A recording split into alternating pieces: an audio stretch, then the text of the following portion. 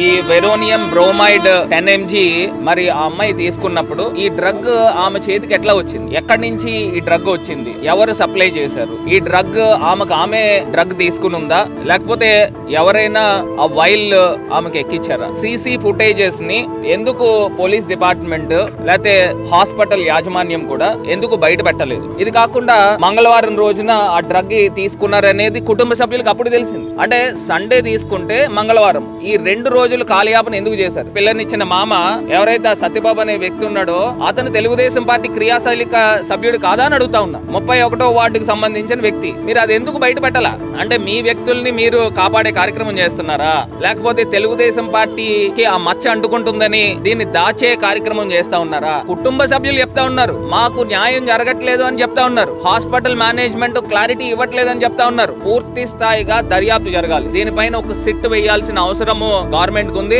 ఆ దీపక్ అనే వ్యక్తిని ఇన్వెస్టిగేషన్ చేశారు. ఈ అమ్మాయి ఎక్కడైతే ఉందో ఆ అమ్మాయి రూమ్మేట్స్ ని ఇన్వెస్టిగేషన్ చేశారా? ఇవన్నీ పూర్తి స్థాయిగా ఒక స్పెషల్ ఇన్వెస్టిగేషన్ టీమ్ ని ఏర్పాటు చేయాల్సిన అవసరం గవర్నమెంట్ పైన ఉంది. ఇది పూర్తి స్థాయిగా మీరు బయట పెట్టాల్సిన అవసరం ఉందని కూడా ఈ సందర్భంగా తెలియపరుస్తూ, ఇది కంప్లీట్ గా కూటమి ప్రభుత్వం యొక్క ఫెయిల్యూర్ అని కూడా ఈ సందర్భంగా తెలియపరుస్తున్నా. కుటుంబ సభ్యులందరికీ కూడా న్యాయం జరిగేదాకా వైఎస్ఆర్ కాంగ్రెస్ పార్టీ పూర్తి స్థాయిగా పోరాడుతుందని కూడా ఈ సందర్భంగా తెలియపరుస్తాం.